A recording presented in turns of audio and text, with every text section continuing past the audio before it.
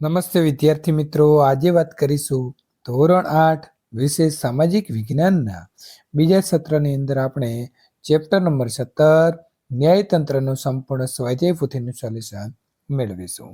એ પહેલા ચેનલની અંદર પ્રથમ વખત આવ્યા છો તો મિત્રો ચેનલને ખાસ સબસ્ક્રાઇબ કરી દેવી. પ્રશ્ન નંબર 1, નીચે આપેલા પ્રશ્નો માટે આપેલા વિકલ્પમાંથી સાચો વિકલ્પ શોધીને લખો. પ્રશ્ન નંબર 1, મકાન, જમીન કે અન્ય સંપત્તિના હક અંગેના દાવાઓ કેવા દાવા કહેવાય? તો દીવાની કહેવાશે. ચોરી, લૂંટફાટ, ખૂન, મારામારી વગેરેના દાવાઓ તો ફોજદારી. નંબર 3, ભારતની ન્યાયતંત્રની ટોચ ઉપર કઈ અદાલત છે? તો સર્વોચ્ચ અદાલત.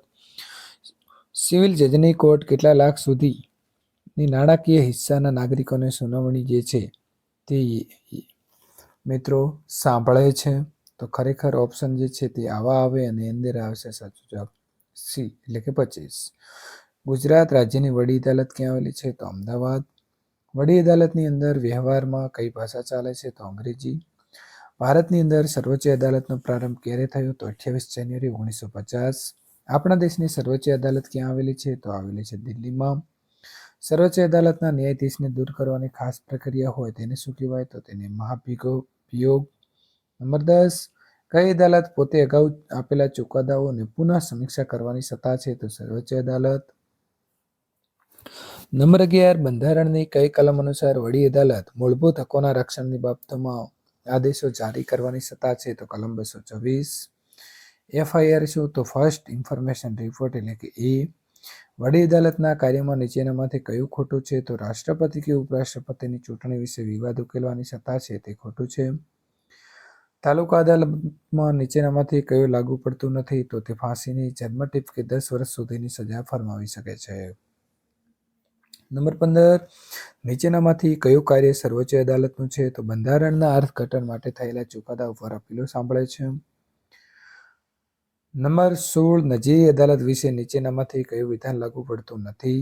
તો સાચો જવાબ આવશે ડી, જેને સુઓ મોટો કહેવામાં આવે છે. જોડકા જોડો તો સર્વોચ્ચ અદાલતમાં આવશે ડી, દિલ્હી. લોક અદાલતનો સૌપ્રથમ પ્રયોગ તો આવશે ઈ, ગુજરાત. આંખે પાટા અને હાથમાં ત્રાજુ તો આવશે એ, ન્યાયની દેવી. સૌથી નીચલી કોર્ટ તો આવશે બી, તાલુકા અદાલત.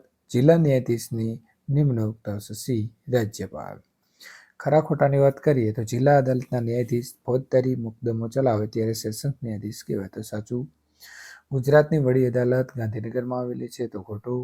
લોક અદાલતમાં કેસ કરવા ફી ભરવી પડે છે તો ખોટું. સર્વોચ્ચ અદાલત રાષ્ટ્રપતિની કે ઉપરાષ્ટ્રપતિની ચૂંટણી વિશે વિવાદ ઉકેલવાની સત્તા ધરાવે છે તો સાચું. ક્યારેક અદાલત પોતે જાહેર હિતની બાબતે કેસ દાખલ કરે છે જેને સુઓ મોટો કહેવામાં આવે છે તો સાચું. ખાલી જગ્યા પૂરો તો સર્વોચ્ચ અદાલતના ન્યાયાધીશની મુદત 65 વર્ષની હોય છે. કોર્ટ ઓફ રેકોર્ડ્સ એટલે કે નજીરી અદાલત. સરકારના મુખ્ય અંગો પૈકી ન્યાયતંત્ર અંગ સ્વતંત્ર છે. ભારતમાં આજે પણ હરિયાણા, ચંડીગઢ અને પંજાબ વચ્ચે એક જ વડી અદાલત છે. સર્વોચ્ચ અદાલતના ન્યાયાધીશને દૂર કરવા માટે સંસદના બંને ગૃહની અંદર 2/3 બહુમતીની દરખાસ્ત પસાર કરવી પડે છે. એક વાક્યની અંદર જવાબ લખો. દીવાની દાવામાં કઈ બાબતોનો સમાવેશ થાય છે? તો દીવાની દાવાની અંદર મકાન, જમીન, અન્ય સંપત્તિના હક અંગેના દાવાઓ વગેરે બાબતોનો સમાવેશ થાય છે. સર્વોચ્ચ અદાલત નજીરી અદાલત કેમ ગણાય છે? તો જે બાબતના ચુકાદાઓની નોંધ પુરાવાનું મૂલ્ય ધરાવે છે અને જ્યારે તે રજૂ કરવામાં આવે ત્યારે તેની કાયદેસરતા સામે કોઈ વાંધો લઈ શકતા નથી, તો તેથી તેને નજીરી અદાલત કહેવાય. સર્વોચ્ચ અદાલત દરેક પ્રકારના કેસોમાં આપેલા ચુકાદાની નોંધ રાખે છે અને પ્રકાશિત કરે છે અને તેનો ચુકાદો આખરી ગણાય છે. તેનો ચુકાદા વિરુદ્ધ અપીલ ક્યાંય થઈ શકતી નથી. આથી સર્વોચ્ચ અદાલત નજીરી અદાલત છે. લોક અદાલતના 2 ફાયદાઓ. તો મિત્રો આપણે અહીં 2 ફાયદા લખવાના છે. તો લોક અદાલતના કારણે બીજા કેસોનો ભરાવો જે થઈ ગયો છે તેને ઓછો થઈ જાય છે. લોક અદાલતમાં જવા માટે કોઈ પણ પ્રકારની ફી ભરવી પડતી નથી, તેથી આર્થિક ફાયદો થાય છે. લોક અદાલતો દ્વારા વર્ષોથી વિલંબમાં પડેલા કેસોને ઝડપી અને બિનખર્ચાળ લાવી શકાય છે. લોક અદાલત દ્વારા બંને પક્ષે શાંતિથી, સુખદ અને કાયમી ઉકેલ લાવી શકાય છે. સર્વોચ્ચ અદાલતના કોઈ પણ 2 કાર્ય. તો સર્વોચ્ચ અદાલત એ ન્યાય માટેની સર્વોપરી આખરી અદાલત, તેનો ન્યાય અંતિમ ગણાય છે. સર્વોચ્ચ અદાલત દેશની તમામ અદાલતો ઉપર નિયંત્રણ, માર્ગદર્શન અને દેખરેખનો અધિકાર ધરાવે છે. સર્વોચ્ચ અદાલત કોઈ ગુનેગાર છૂટી ન જાય અને નિર્દોષ વ્યક્તિને પૂરો ન્યાય મળે તે બાબતે પૂરેપૂરું ધ્યાન રાખે છે. નીચે આપેલી અદાલતોને તાલુકા કક્ષાએથી સર્વોચ્ચ અદાલત પ્રમાણે ગોઠવવાની છે. તાલુકા અદાલત, જિલ્લા અદાલત, વડી અદાલત અને સર્વોચ્ચ અદાલત. FIR. તો FIR નું પૂરું નામ ફર્સ્ટ ઇન્ફોર્મેશન રિપોર્ટ. ફરિયાદ અંગેની માહિતી પ્રથમવાર મળતી હોવાથી તેને પ્રથમદર્શી અથવા તો પ્રથમ માહિતી નોંધ એટલે કે FIR કહેવામાં આવે છે. લોક અદાલત. તો લોક અદાલતની અંદર આવતા કેસોની સંખ્યાની સામે નિકાલ થતા કેસોની સંખ્યા ઓછી હોવાથી અદાલતની અંદર કેસોનો ભરાવો થઈ જાય છે. એ કેસોનું ભારણ ઘટાડવા માટે સરકારશ્રી દ્વારા કાયદા વિભાગ દ્વારા લોક અદાલતનું આયોજન કરવામાં આવે છે. ગુજરાત કાનૂની સેવા સત્તામંડળ, ગુજરાત હાઈકોર્ટ અમદાવાદ દ્વારા ગુજરાતના કેટલાય જિલ્લાઓમાં આવી કાયમી લોક અદાલતોની સ્થાપના કરવામાં આવી છે. મહાભિયોગ. સર્વોચ્ચ અદાલતના ન્યાયાધીશને માત્ર સાબિત થયેલી ગેરવર્તણૂક, બિરકાએ સત્તા કે બંધારણીય મર્યાદાના ભંગના કારણે એટલે કે આધારે મહાભિયોગ દ્વારા હોદ્દા ઉપરથી દૂર કરી શકાય છે. આ એક પ્રક્રિયા છે જેનો ઉપયોગ સર્વોચ્ચ અદાલતના ન્યાયાધીશને હોદ્દા ઉપરથી દૂર કરવા માટે થાય છે. તફાવત આપણે અહીં લખવાનો છે. વડી અદાલત અને સર્વોચ્ચ અદાલત. દેશના દરેક રાજ્યની અંદર એક વડી અદાલત આવેલી હોય છે. દેશની અંદર સર્વોચ્ચ અદાલત એક જ આવેલી હોય છે. વડી અદાલત તાલુકા અદાલત અને જિલ્લા અદાલતે આપેલા ચુકાદા વિરુદ્ધ ને અપીલ સાંભળે છે અને તે ચુકાદો બદલી પણ શકે છે. તો તે તમામ રાજ્યની વડી અદાલતના ચુકાદા વિરુદ્ધની અપીલ સાંભળી શકે છે. રાજ્યની અંદર તે મોટામાં મોટી અદાલત છે. તો સર્વોચ્ચ અદાલત આપણા ચુકાદા અંતિમ ગણાય છે અને તેની વિરુદ્ધ ક્યાંય કોર્ટમાં જઈ શકાતું નથી. ત્યાર પછી આગળ વાત કરીશું 5B નજીરી અદાલત એટલે શું? તો જે અદાલતના ચુકાદાની નોંધ પુરાવાના મૂલ્ય ધરાવે છે અને જ્યારે તે રજૂ કરવામાં આવે ત્યારે તેની કાયદેસરતા સામે વાંધો લઈ શકાતો નથી તો તેને નજીરી અદાલત કહેવામાં આવે છે. જાહેર હિતની અરજી. જનતાના હિતમાં જાહેર હિતની અંદર ન્યાયાલયની અંદર આવેલી અરજી. આ અરજી સામાન્ય રીતે ઘણા બધા લોકો સમૂહના હિતોની સુરક્ષા કરવાનો એક પ્રયત્ન કરે છે. જાહેર હિતની અરજી અંતર્ગત પરિસ્થિતિ અનુસાર એક વ્યક્તિ પણ સમૂહના પ્રતિનિધિ તરીકે આ પ્રકારની અરજી કરી શકે છે. ન્યાયતંત્રની જરૂરિયાત શા માટે છે? ગુનેગારને પૂરતી સજા મળે, નિર્દોષ વ્યક્તિને ન્યાય મળે, લોકો ભયમુક્ત દરેક જગ્યાએ હરી ફરી શકે, મનમાં કંઈ ડર ન હોય, તેમને કોઈ અન્યાય ન કરે તેના માટે ન્યાયતંત્રની જરૂરિયાત હોય છે. લોક અદાલતના ઉદ્દેશ્ય અને ફાયદાઓ જણાવો. તો લોક અદાલતનો મુખ્ય ઉદ્દેશ કોર્ટમાં કેસ લડી રહેલા બંને પક્ષો વચ્ચે ઝડપી અને સુખદ સમાધાન લાવવાનો છે. લોક અદાલતથી એ ફાયદો થાય છે કે વગર વૈસે કેસ લડી શકાય છે, સમયનો પણ બગાડ થતો નથી.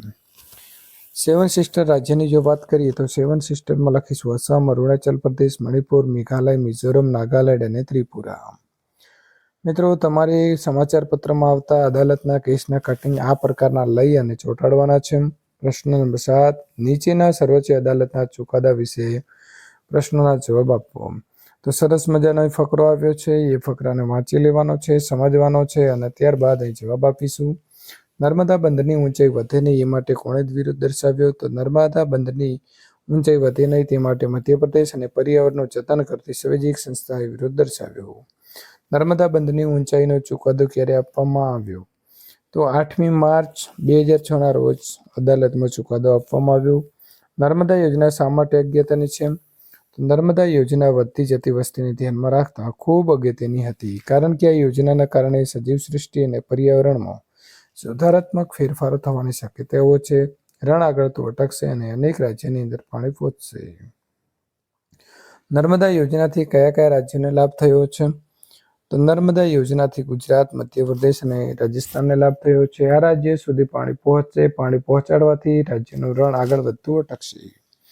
આદિવાસીઓના મૂળભૂત અધિકારોનો ભંગ ન થાય તે માટે શું કરવું જોઈએ? તો તેના માટે પુનઃવસન કરાવવામાં આવે. આ ચુકાદો તમને કેવો લાગ્યો તેના વિશે નોંધ લખો. તો આ ચુકાદો મને સારો લાગ્યો, કારણ કે આ ચુકાદાના કારણે બંધની ઊંચાઈ વધી અને તેનાથી ગુજરાત, રાજસ્થાન અને મધ્યપ્રદેશનું પૂરતું જળ પહોંચ્યું. આ પાણીના કારણે ખેતરમાં ખૂબ વધારો થયો, ઉત્પાદન થયા. આ પાણી પહોંચાડવાથી રણ આગળ હતું અટક્યું અને કેટલાય પ્રદેશો હરિયાળા બન્યા. કેટલાક વિસ્તારોની અંદર પાણીની પીવાની અછત હતી. તે સમસ્યા આ પાણી પહોંચવાના લીધે કાયમી ધોરણે બંધ થઈ ગઈ છે. ન્યાયની દેવી, તો એનું નામ મિત્રો આષ્ટીના છે. તેની આંખે પાટે બાંધેલા છે. તેના એક હાથમાં તરાજુ અને બીજા હાથમાં તલવાર છે. આખી પાટી બાંધેલી છે તેનો અર્થ થાય કે ન્યાયની દેવી કોઈ પણ પક્ષપાત કર્યા વગર ન્યાય જે છે તે આપી શકે. હાથમાં રહેલું ત્રાજુ એવું સૂચિત કરે છે કે ન્યાયની દેવી સરખો યોગ્ય ન્યાય તોળે છે.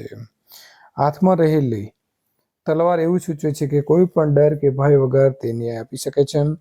પ્રશ્ન નંબર 9 મિત્રો, અહીં તમારે પ્રવૃત્તિ કરવાની છે. તો પોલીસ સ્ટેશન જે છે તેની મુલાકાત તમારે કરી અને તેનો જવાબ અહીંથી વિદ્યાર્થી મિત્રો આપણે લખીશું. તો આ પ્રકારે આપણે અહીં સંપૂર્ણ જે છે તે મિત્રો પ્રશ્નનો જવાબ જે છે તે પોલીસ સ્ટેશનની મુલાકાત વિશેનો લખીશું.